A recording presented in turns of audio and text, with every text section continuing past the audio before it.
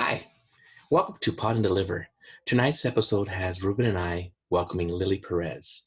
We do want you to stick through the whole episode. We do have a little part in the episode at the end where we have some trouble with the sound, but please stick it out because I think you'll appreciate it. Here's the show.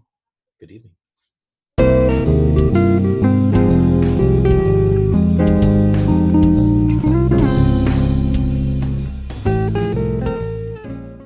Hey there, welcome.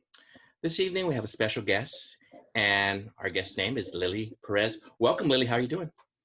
I'm good, thank you. Thank Great. you for having me. Oh yeah. Thanks for joining us. And you know what? I think you're one of the first parents to be on. Well, we've had some parents, but they're teachers or administrators. But this week we've been talking about parents and how important parents being a stakeholder at the schools are. And you're part of the PTSA at your school. Can you tell us a little bit about that? What does that stand for? And what does the PTSA do for a school? So PTSA stands for Parent Teacher Student Association. And usually that's at the high school level, junior high school and elementary, it's just PTSA. PTA, Parent Teacher Association. The kids aren't involved as much as they are with the high school. They get to at a high school level, they get to vote. They get to participate with us just like everybody else. Oh, nice. Now, how long have you been part of the PTSA? Oh, wow. Have you? Well, a long time. Probably, my oldest would be 30 right now. So okay, I'd say a good 20, over 20 years. Okay. Wow, that's a lot. That's a nice bit of time with the schools. Now, this last year, as you know, we were at distant learning. How did PTSA work with the distant learning? How did that work? Well, or did it work? Was very, very minimal. Okay. I wasn't president last year, so I think we just sold like the gear that we had left over, and any funds that we had, we supported the schools more with like campus improvements, buying, tables, chairs, things like canopies. Really, it wasn't directly to the students like we've been doing this year. So a little bit late, a little bit. I don't want to say hands off, but not as involved because no one's at the school, right? I mean, so exactly. Oh wow! Exactly. Can I ask you something? It's something that's been on my mind for a while. It's regarding the students. I know you're on campus quite a bit, correct? Yes. Do you see the kids a little different now than they were maybe before the pandemic, as their behaviors or maybe even their mannerisms? Because at my school, I see a little bit of that, but I'm not sure if you see that as a parent. Absolutely. Oh my gosh. Yes, definitely. Are the kids still wearing a mask at your school? Some are, some aren't. It's their choice now. But definitely the first year I was there, this is my third year. The first year I was there, you could tell who the seniors were. You could tell who the upperclassmen were. Now you can't tell if they're freshmen or seniors. Their behavior is almost the same. Wow, so you're saying that nice to meet you, Lily. Thank you for joining us. You're saying that there's no real differences in their behavior between, did you say the freshmen and seniors? Yes. Wow. And so would you attribute that to my first thought is the lack of socialization maybe from a year and more of distance learning, or do you have other thoughts on that? I believe that's a big part of it. I can speak for my daughter. She was home. She was just online. There was no interaction with her friends, maybe, phone calls. And she has a friend that's type 1 diabetic. So her parents didn't let her out at all. So there was a big disconnect, between these kids, and you could totally see, kids at high school playing tag. You know what I mean? It's crazy. That. I've seen it. Yeah. It's crazy. Wow. Yeah, it is. And do you notice are you discussing that, or have you seen that within the PTSA, or has that been a concern? How to socialize, how to deal with mental health and things of that nature? Or?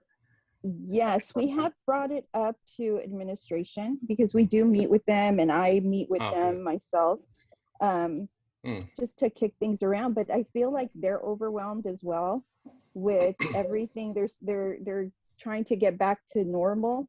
You know, they're still dealing with COVID issues, and they're trying to get their campus back to normal. So, you know, they hear us and they understand, but what they can do about it right this second, I feel like they, you know, everything's being pushed off. I'm hoping that they'll address it. I'm also part of in another school district. I also help at the Montebello Unified School District. That's where I grew up. Okay. And I'm part of one of their collaboratives. And it's government monies that's reinvested in the school. It's like, you know, hearing tests or vision tests that the government will reimburse us back for doing those tests. So we have to reinvest it in the kids. And it was a unanimous mental health. We need to focus and put our monies towards mental health because, you know, this is at a district level. So I hear about, you know, they were talking about, I just had my meeting this past week, they were talking about that there's 100% increase in selective mutism, where kids speak at home, but they refuse to speak at school. Oh, yeah. So it's just a lot. It's a lot. It's overwhelming to be on. I mean, and I'm the only parent on that collaborative. So to hear what the therapists and the counselors and the administration is seeing, it's heartbreaking with some of these cases. Have you seen that, like in your own home, like with your children, that they've been affected by it as well? In whatever way, it might be just for friendships or. No, actually, yes, definitely. I'm not ashamed to say that my daughter deals with depression, just taking on what her friends are going through. You know, oh, my friend can't do this, or my friend, and it's like you could see the heaviness on them.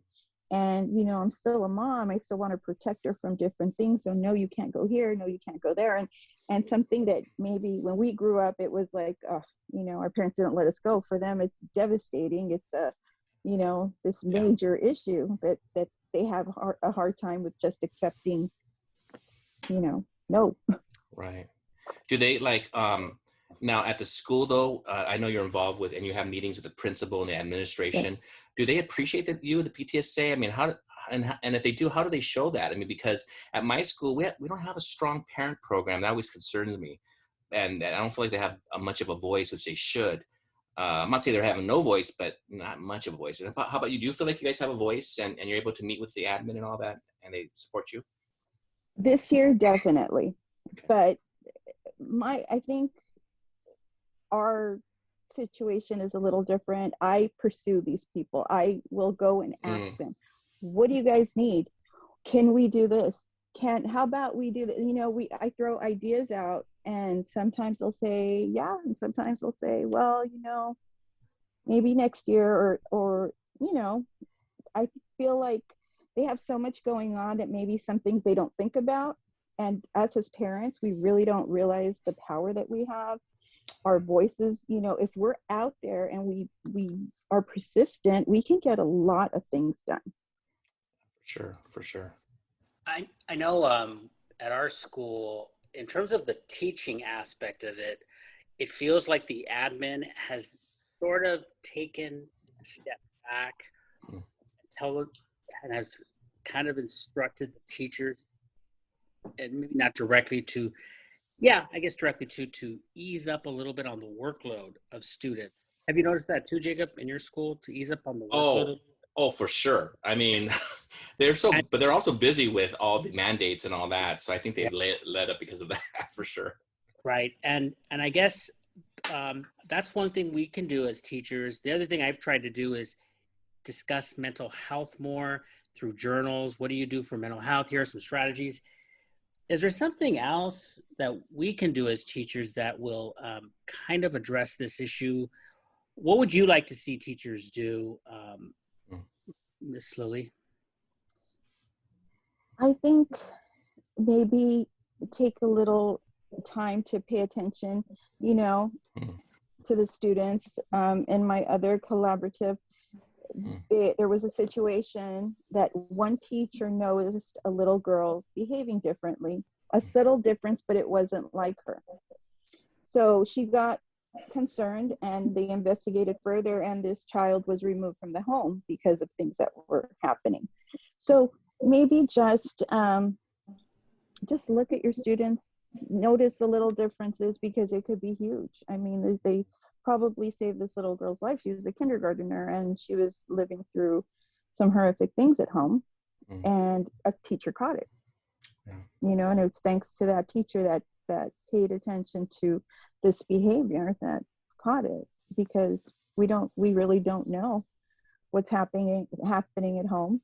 And you know, just that, especially right now with all of this, you know, the 2 years of being absent, you know, who knows what their Yeah. home life was. Oh yeah, we just had someone who took their life last week at our school, a student, Mm. and so we've been more like, whoa, this is this was heavy for us as teachers and as staff, and so what you're sharing is really hitting to me right now, because I'm really trying to listen better. Like, and when I say better, I mean sometimes kids will say things and you kind of like, okay, but now I'm like, what are they saying? What is he saying? And so I'm being more, I'm trying to be a little bit more paying attention for all these, even the little remarks. You get so much coming at you, as you know, Ruben, Yes. questions but we have to kind of have to slow it down a little bit sometimes. And I'm glad you shared that, because it's a lot. It's a lot to take in, and these kids are going through so much still, and we don't even know it. They don't always know how to communicate it, right? Because they're so young. Right. Jeez. You know, can I ask you something? I have a special needs son. I think you've met Gideon, Yes. and Kimberly, who my wife, she shared with me that the PTSA has done something interesting I think this year, maybe even last as well, where they have looked to help special needs. Because I know you guys you have a budget, correct? I think you guys do some Yes. fundraisers and so forth. And why did you guys do that? I mean, what made? I think it's great because of course I'm a parent. But what makes when you come up with your goals? How does that work? I mean, do you guys just talk about it? You guys vote on that? How does that work? Well, this year, we're starting it this year. That's one of my, wow, I'm super excited of what's going to happen. So Kim, amazing. I love her. She's, of course, with your son, I told her, what do you want to see? You know, when we first met, I asked all of our board members, what's your passion? I know what my passion is. I know why I do this. What is your passion? What would you like to see? Where can we put money into where it's going to be yours and you're going to make a difference? What can we do? So, of course, we thought about, you know, the kids don't get to participate, you know, with certain events that we have at school. So I asked Kim, what do you want to do? And it was her idea. And I said, all right, let's do it. And it's like, Kim, what have you thought of? What have you thought of? What have you thought of? You know, and we just go with it. And we're hoping to get the kids. We have a little store at school. That's our only fundraiser. Wow. Okay. So the kids are going to be coming out. They're going to help us stock. We had some little aprons made for them. Oh, I nice. think we came up with LS student store intern. So the kids will have their aprons. They'll be able to help us stock. And then we're going to choose a day where they can actually come and buy stuff too. So and we're going to get them involved in helping us put together, you know, maybe we're doing an event for student of the month. They're going to help us with that as well, putting our bags together. However we can, you know, they're Lancers, you know, we have to take care of them. I'm sure they appreciate being involved like that. Jeez. I mean, I'm excited. I can't wait to start getting this going. That's great. As you were sharing that you have the student store, I'm sure you work it. How does your daughter feel about seeing you on campus? Does that make her kind of like nervous or happy or what? So, teenager? She's a teenager, right? Oh, she's a junior. Elementary school was great, right? Mom was on the campus, mommy, and now it's like, mother, you're there again. You know, it's been hard because, you know, I'm one of those weirdos that likes to be on campus every day and likes to be involved and you know, I do spend a lot of time on campus. So she's just asking me not to go to her prom or not to go to her grad night. Right. Don't go to those things. Just the store is fine. I think you brought up a good point, Jacob and Lily, the idea of special needs, because the typical student has it difficult all her or his own, but if you add disabilities with that, then the proneness to depression or other things, anxiety, would be compounded. Now, do you think it's a waste of time, Lily, to stop the teaching for a few minutes a day and do a little breathing exercise, do a little discussion on what to do when you're anxious, to absolutely put away the curriculum for a few minutes and kind of talk, maybe get into small groups and have little mini therapy sessions, of course, in quotation marks, not literal therapy, but do you think stuff like that is useful? Because I've tried that, and or do you feel like it's almost a waste of time? This is not what school is about, and there's no right or wrong answer. I think it would be amazing. I think in little groups like that, you can find out a lot about the kids.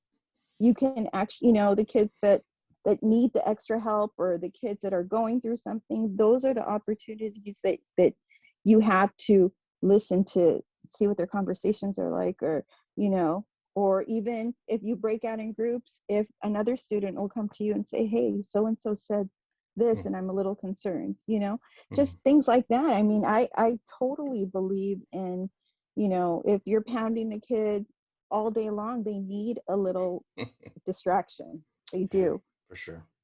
And we actually at our school on Fridays, not sure if Kim let you, we have Fun Free Friday, where during lunch the kids get to come up and spin a wheel, win a prize, win a little candy. It's just a distraction from, they're going to have to go back in that classroom and sit there. I like it's that just word, a little distraction. bit of fun. Yeah, for sure.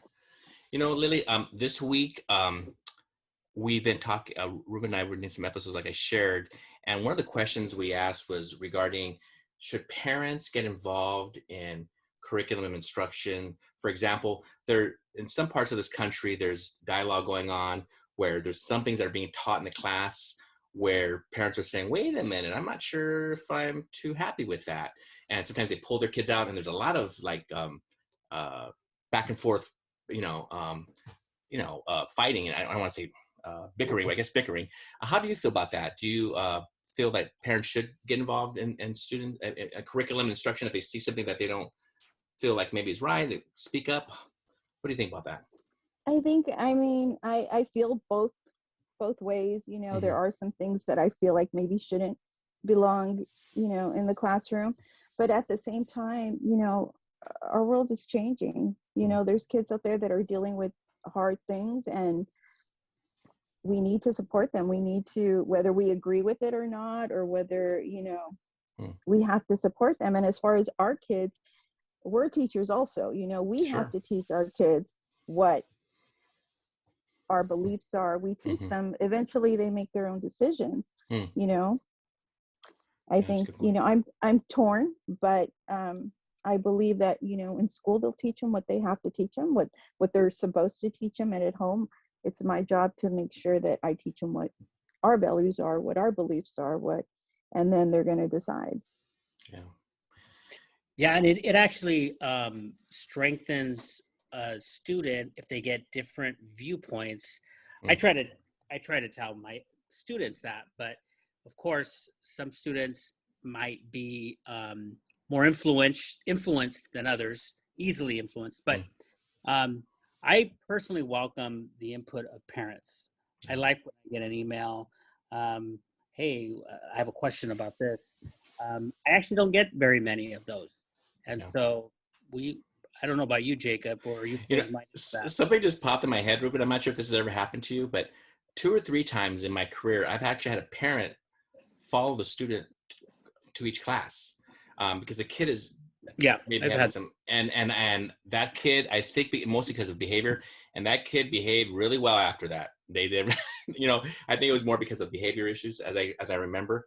But that's obviously extreme. But I always, every time a parent emails me or texts me, I think this is good for parents to hear this. I totally focus on that. I'm sure you do too, Ruben. I go, okay, I got that parent text me for a reason or email me. And then I let the kid know, I talked to your mom, you know, I talked to your dad, and this is what we, you know, talked about. Because, and I think Ruben shared this in another episode, that parents have a lot of power, a lot of advocacy. And I don't think they always know that, Lily. I think they think, well, you know, we're one of the stakeholders, but they're maybe the strongest stakeholder. And when you said that their parent, I mean, their teacher, they're the number one teacher. Kimberly's the number one teacher to my boys when I'm not here. When I come, I assist her, but she is definitely takes it, and I'm sure you do as well, as you shared. But yeah, uh, it's you know, we're living in interesting times, and I think if we're not involved, if parents are not involved with their kids' education, wow, that's just there's missing out. Now, Lily, you Yes, definitely. you do good. Now, Lily, I was going to share with you as a PTSA president. At my school, we have a real difficult time getting parents involved, you know, and so like when I do get those emails or when I do get those phone calls, I go, wow, that's great. I really want to pay attention to it. But for your school and where you're at, how, A, are parents involved, and B, how do you get them involved to like sign up for PTSA? I mean, what is done to encourage that involvement? Because I think whoever's listening to this would be helpful, because I know at my school, like I said, we just don't have that much involvement like I think we should. What's done there at your school? As far as involving parents, it's just letting them know that it's not a huge commitment, that they can give as much time or as little time as they want. And, you know, kids, the little ones seeing you there, you know, your kids seeing you involved, that gives them a sense of pride. They might, you know, say no, but they do. They're proud of their parents seeing them there. I know, like when the moms work at the student store, the kids will come. You know, if the, you know, they say like, oh, don't show up at my school, but that they'll come and visit you when you're there, you know. So Sure. it's important. I think it's and it's also teaching your kids to give back to your community. Hopefully Mm, they say, you know, hey, mom and dad were involved. mm. I want to be a parent like that, or maybe I'll get involved in an, you know, a cause that I believe in. So Regarding teachers and administrators, uh, what kind of like grade would you give us regarding this last couple of years? Um, and what can we do better, you think? well, I mean, definitely, I love teachers. Teachers have a special place in my heart. Just real quick, I lost my son his senior year in high school due to cancer, and his teachers were amazing. His Mhm. The place where he wanted to be was school, because his teachers were his support system, were his.